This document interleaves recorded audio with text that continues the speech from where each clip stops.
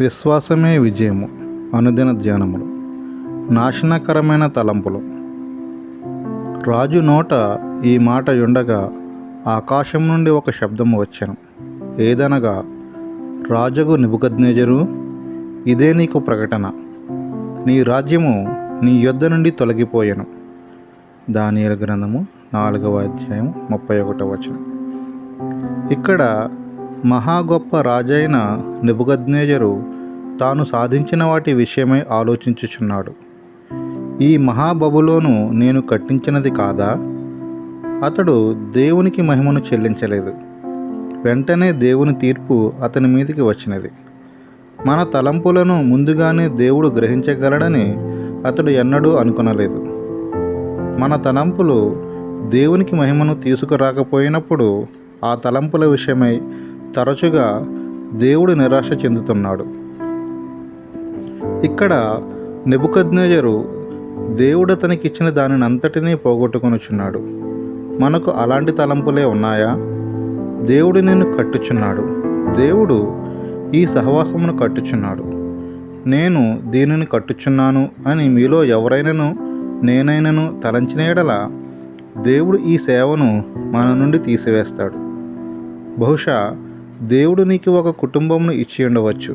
నేను దానిని కట్టుచున్నాను అని నీవు భావిస్తే దేవునిని తీసివేసి నేను ప్రాధాన్యతలోనికి వచ్చును.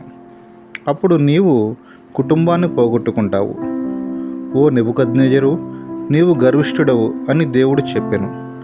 బబులోనును అతని తలంపులే పైకి తీసుకొని వచ్చినని అతడు అనుకొనెను. మొదటి ప్రపంచ యుద్ధంలో హిట్లరు బాగా గాయపడ్డాడు. ఒక బ్రిటిషు సైనికుడు తుపాకీని గురిపెట్టి అతనిని కాల్చి చంపాలని చూశాడు. గాయపడిన సైనికుని చంపకూడదన్న నియమం ఉన్నది. కావున బ్రిటిషు సైనికుడు తన తుపాకీని క్రిందికి దించాడు. హిట్లరు చావు తప్పించుకున్నాడు.